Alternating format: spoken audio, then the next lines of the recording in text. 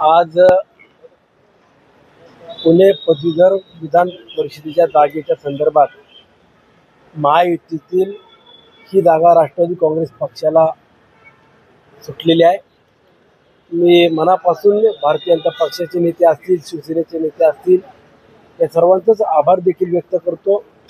आणि ही पुणे शहर किंवा पुणे जिल्हा म्हणलं तर राष्ट्रवादी काँग्रेस पक्षाचा बालेकिल्ला देखील आपण सातत्यानं वेगवेगळ्या निवडणुकीचा ज्या काही निकाल झालेले आहेत त्यातून देखील पाहिलेला आहे। आणि स्वर्गीय अजितदादांचा पुणे जिल्हा म्हणत असताना आदरणीय फडणवीस साहेब असतील, आदरणीय शिंदे साहेब यांनी देखील एका जबाबदारीनं, विश्वासानं पुन्हा राष्ट्रवादी काँग्रेस पक्षाची जागा हक्काची होती ती जागा देऊ केलेली आहे।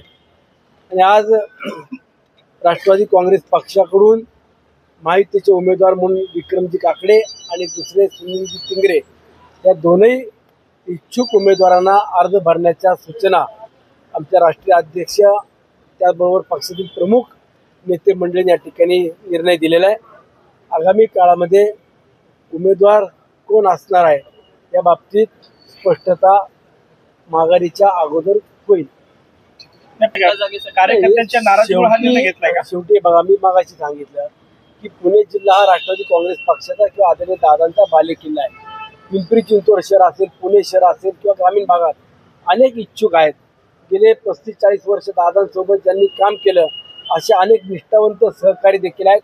आणि पदाधिकाऱ्यांना देखील संधी मिळाली पाहिजे ही प्रत्येक कार्यकर्त्याची किंवा नेत्याची देखील भूमिका असते, अपेक्षा असते। आगामी काळामध्ये आज निर्णय होत असताना अनेकांना संधी मिळाली पाहिजे किंवा अनेकांना इच्छा व्यक्त करत असताना एकालाच कुणाला तरी त्या ठिकाणी संधी देऊ केली जाते।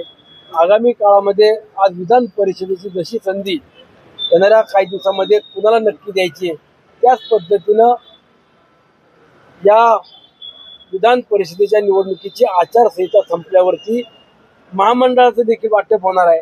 अनेक वेगवेगळ्या कमिट्या आहेत, शासकीय कमिट्या आहेत, त्या बाबतीत देखील कुणाला कुठंतरी वेगळ्या पद्धतीनं संधी देण्याचा निर्णय आजच्या बैठकीत त्या ठिकाणी झालेला आहे।